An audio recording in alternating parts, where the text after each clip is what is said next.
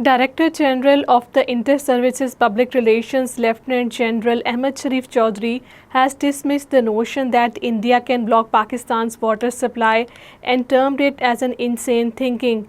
Lieutenant General Ahmed Sharif Chaudhry, in an interview with the Al Jazeera, the spokesperson of the armed forces, said, "Only a mad person can think that India can stop Pakistan's water.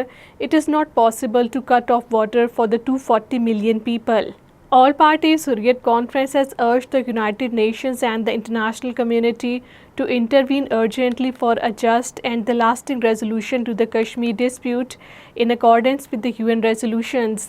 APHC spokesman Advocate Abdul Rashid Minhas, following a meeting of the Hurriyat leaders in Srinagar, said the unresolved Kashmir dispute remains the central flashpoint between India and Pakistan.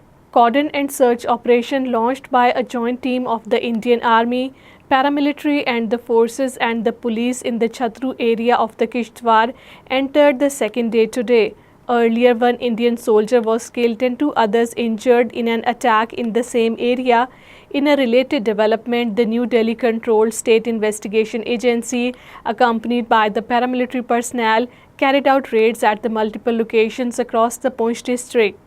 Indian police have arrested Abdul Bari Naik, a terminated professor from the Kulgam, and Asifa Bashir, a Srinagar-based social media content creator, for allegedly uploading and sharing anti-India content online.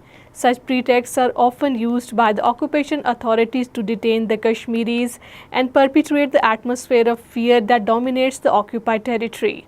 Bharatiya Janata Party leadership, especially the Modi and the Jaishankar, openly promote a Hindutva-driven agenda reflecting on the extreme religious outlook that marginalize the minorities, especially the Muslims. Under the ideology, the Muslims in India face increasingly discrimination, violent and systematic targeting, raising serious concerns about the minority rights and the religious freedom.